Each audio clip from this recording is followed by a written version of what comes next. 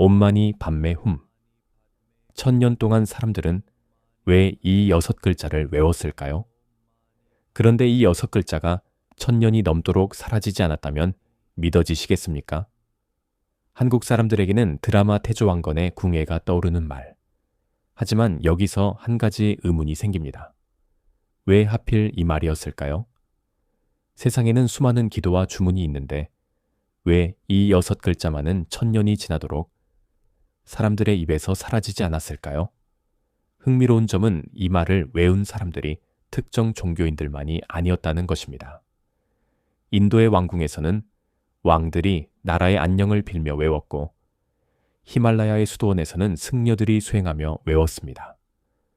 끝없는 초원을 떠돌던 유목민들은 길 위에서 중얼거렸고 평범한 사람들은 하루를 시작하며 조용히 입술에 담았습니다.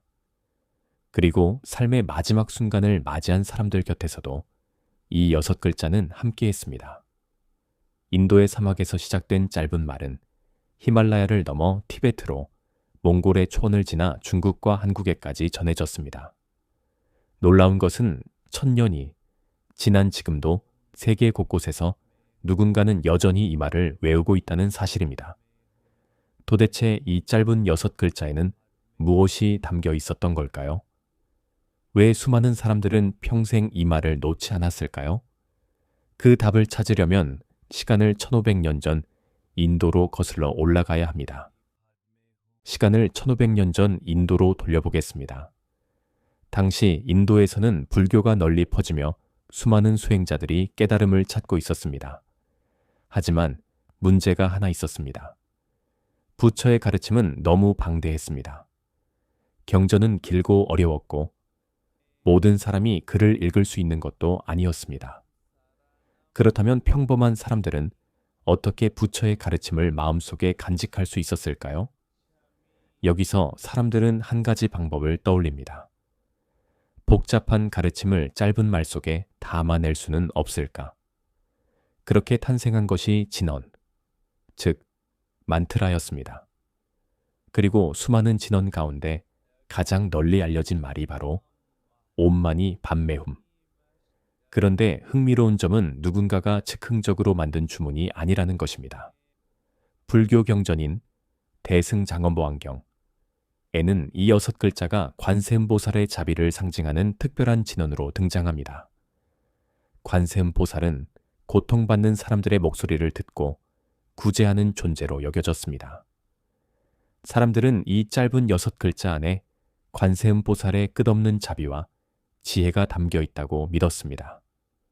그래서 긴 경전을 모두 읽지 못하더라도 바쁜 일상 속에서도 누구나 입으로 외우며 마음속에 가르침을 새길 수 있었습니다. 그런데 여기서 또 하나의 궁금증이 생깁니다. 인도에서 시작된 이 짧은 말은 어떻게 수천 킬로미터를 넘어 히말라야의 나라 티베트까지 전해질 수 있었을까요? 그리고 왜 수많은 티베트 사람들은 이 6글자를 삶의 일부처럼 여기게 되었을까요? 그 답은 세계의 지붕이라 불리는 히말라야 너머에 숨어 있습니다. 인도에서 시작된 옷만이 밤매훔. 그런데 이 6글자가 가장 깊이 뿌리내린 곳은 뜻밖에도 인도가 아니었습니다. 바로 세계의 지붕 티베트였습니다. 험준한 히말라야 산맥을 넘어 불교가 전해지자 티베트 사람들은 이 진언을 특별하게 받아들였습니다. 왕과 귀족들만의 가르침이 아니었습니다. 아이들도 외웠고 양을 몰고 다니는 유목민들도 외웠고 밭을 일구는 평범한 사람들도 자연스럽게 입에 담았습니다. 길에는 옷만이 밤매움이 새겨진 돌들이 쌓였습니다. 사람들은 그것을 만이석이라고 불렀습니다.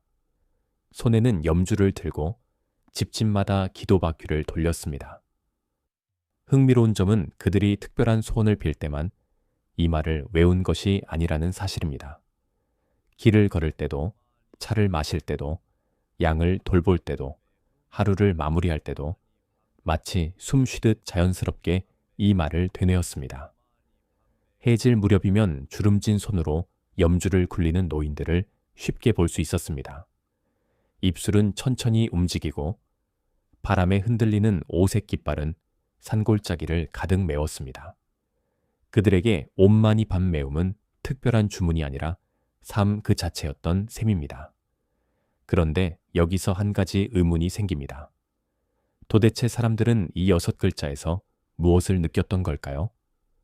왜 수백 년 동안 세대를 거듭하면서도 이 말을 잊지 않았을까요?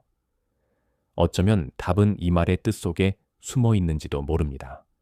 그리고 놀랍게도 많은 사람들이 알고 있는 의미와 실제 뜻은 조금 다릅니다.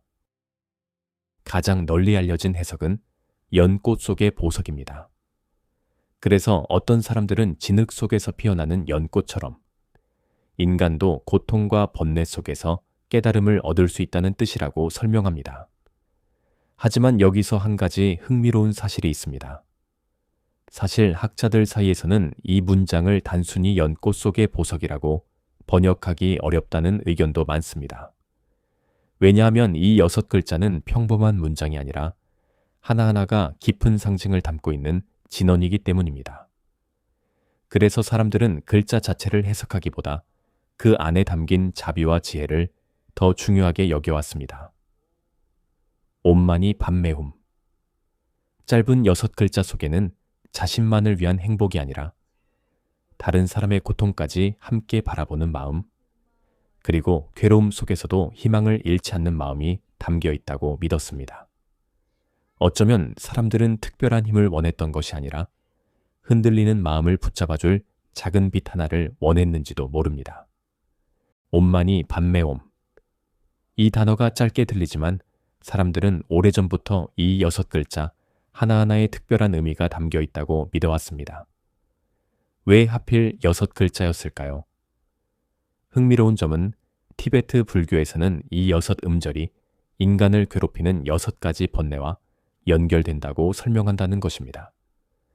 교만, 질투, 욕심, 무지, 집착, 분노. 그리고 사람들은 각각의 글자가 이러한 번뇌를 조금씩 씻어준다고 믿었습니다. 첫 번째 글자인 옴, 우주의 시작과 몸, 말, 마음의 순수함을 상징합니다. 사람들은 교만한 마음을 내려놓고 겸손을 배우게 한다고 믿었습니다. 두 번째 글자인 마, 사랑과 자비를 상징합니다. 질투와 시기심을 내려놓고 다른 사람의 행복을 함께 기뻐하는 마음을 일깨운다고 여겨졌습니다. 세 번째 글자, 니, 인내와 만족을 상징합니다. 끝없는 욕심과 탐욕을 다스리고 만족하는 마음을 배우게 한다고 설명합니다. 네 번째 글자인 반, 지혜의 시작을 뜻합니다. 무지와 어리석음을 벗어나 세상을 있는 그대로 바라보는 힘을 상징합니다.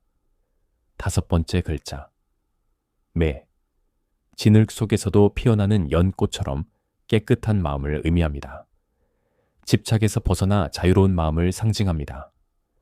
그리고 마지막 글자, 흠, 지혜와 자비가 하나로 완성된 상태를 뜻합니다.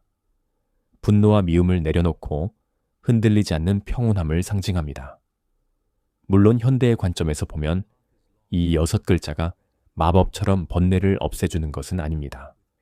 하지만 흥미로운 점은 수많은 사람들이 이 짧은 말을 통해 자신의 감정을 돌아보고 마음의 평안을 찾았다고 이야기한다는 것입니다. 그래서 단순히 소리를 내어 읽는 것보다 자신의 마음을 돌아보며 외우는 것을 더 중요하게 여겼습니다. 화가 치밀어 오를 때, 욕심이 커질 때, 질투와 불안에 흔들릴 때, 사람들은 잠시 숨을 고르고 천천히 이 6글자를 되뇌었습니다.